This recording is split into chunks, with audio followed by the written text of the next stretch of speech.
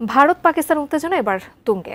একদিকে পাকিস্তানের কাছে আটক ভারতীয় জওয়ান, অন্যদিকে ভারতের কাছে এবার ধরা পড়লেন পাকিস্তানি রেঞ্জার। দুদেশের মধ্যে কি ঘটছে? নিয়ন্ত্রণ রেখায় হঠাৎ ভয়াবহ গোলাগুলি কি কাকতালীয় নাকি পরিকল্পিত হামলা? সীমান্তের এই উত্তেজনায় কি যুদ্ধের সূচনা করাবে? বিস্তারিত জানাচ্ছেন ইশতিয়াক হোসেন। পাকিস্তান ভারত সীমান্তে রাত তখনও অনেক গভীর। রাজস্থানের আন্তর্জাতিক সীমান্তে ঠান্ডা হাওয়া বইছে, তার মধ্যেই টহলে ব্যস্ত ভারতীয় সীমান্ত রক্ষীরা। এমন এক মুহূর্তেই হঠাৎ ধরা পড়ে এক অচেনা ছায়ামূর্তি। কাছে আসতেই পাকিস্তানি রেঞ্জার দেখে চমকে ওঠে বিএসএফ। কিন্তু কে এই রেঞ্জার? কিভাবে আর কি উদ্দেশ্যে তিনি এলেন সীমান্ত পার হয়ে? এত সব প্রশ্নে যখন ধোঁয়াশা, তখনই খবর ছড়িয়ে পড়ে পাকিস্তানের কাশ্মীর সীমান্ত বরাবর এলওসি বা নিয়ন্ত্রণ রেখাতে শুরু হয়ে গেছে ভারী গোলাগুলি। এই ঘটনার মধ্য দিয়েই ভারত পাকিস্তান সীমান্তে ফের চড়তে শুরু করেছে উত্তেজনার পারদ।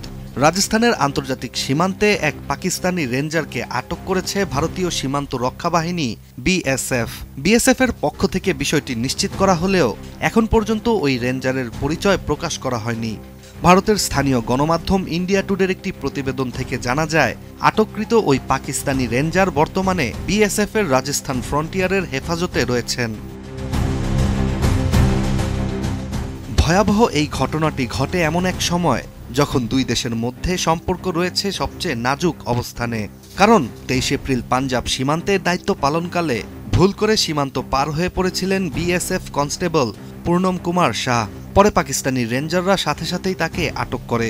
এখন পর্যন্ত তাকে ফিরিয়ে দেওয়ার ব্যাপারে পাকিস্তানের পক্ষ থেকে কোনো উত্তর পাওয়া যায়নি, বরং তার ছবি ছড়িয়ে পড়েছে পাকিস্তানি সামাজিক যোগাযোগ মাধ্যমে, যেখানে তার চোখ বাঁধা, পাশে পড়ে আছে তার অস্ত্র ও অন্যান্য জিনিসপত্র। RICL TMX, যুগের পর যুগ স্থাপনা থাকে মজবুত। এই ঘটনার রেশ কাটতে না কাটতেই পাল্টা চিত্র রাজস্থানে।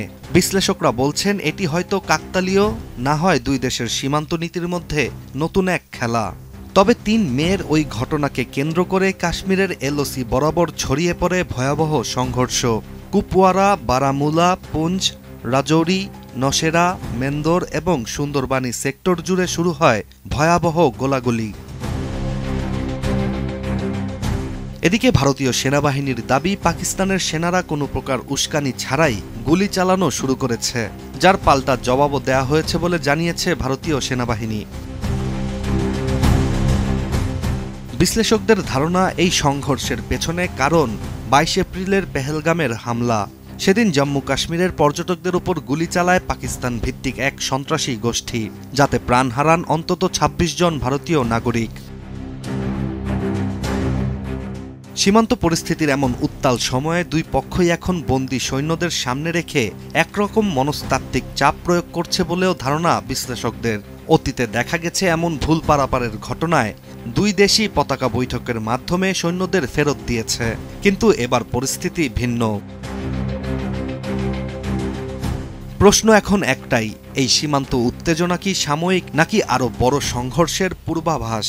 তবে আপাতত দুই দেশের সীমান্তরক্ষীরা থাকছে সর্বোচ্চ সতর্কতায়, আর আকাশে প্রতিনিয়ত জমছে ঘন কালো মেঘের ছায়া।